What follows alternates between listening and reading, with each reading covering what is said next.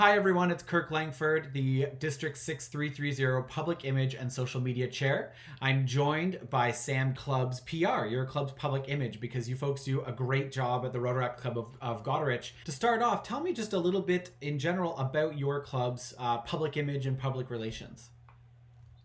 So something that we find really important is trying to get that public outreach because we are a small community. So it's a lot harder to reach out to people who are in the age bracket and have the time available to be part of Rotaract. So we thought that being on social media and having a strong social media presence would help attract new members and let the community know what we are doing. So you mentioned that sounds like there's two main purposes. There's the purpose of attracting new members, and there's the purpose of engaging the community or letting them know what it is you're up to as a club.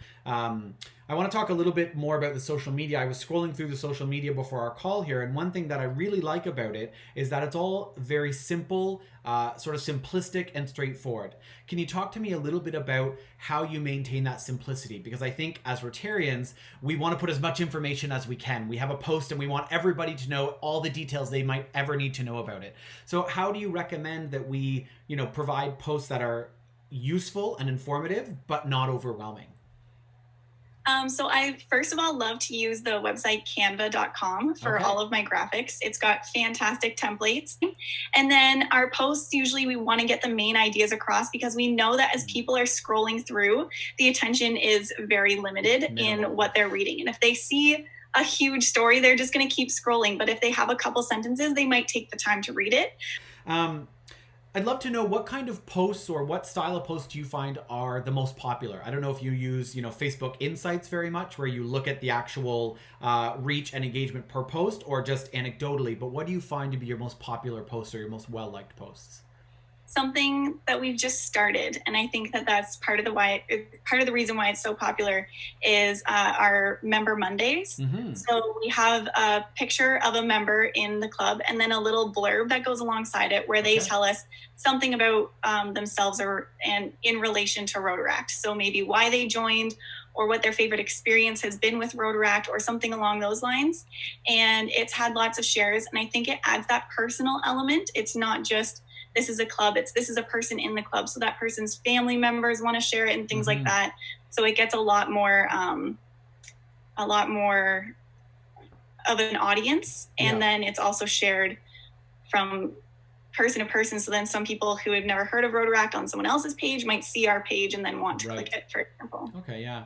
I want to ask you a couple of practical questions now. For clubs that are maybe looking to get into social media, how much time would you say you and or your club's members spend on social media and public image in a given week, for example?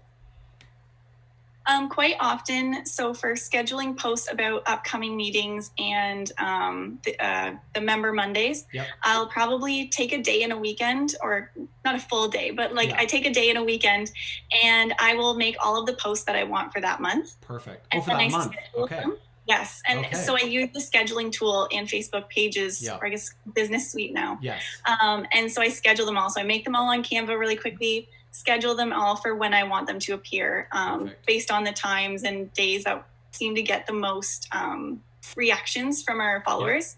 And then when we have those meetings, then I do the follow-up post afterwards because I usually take a screenshot or something like that. But that really doesn't take a whole lot of time. If you put some time aside to plan ahead, it makes it a lot easier rather than going one piece at a time. My last question I have for you, Sam, if you were to give some advice to either a new club starting up on their social media and they're trying to get into it, or an existing club, but they want to, get into social media, they really want to take the plunge, what advice would you give them? Taking it one step at a time.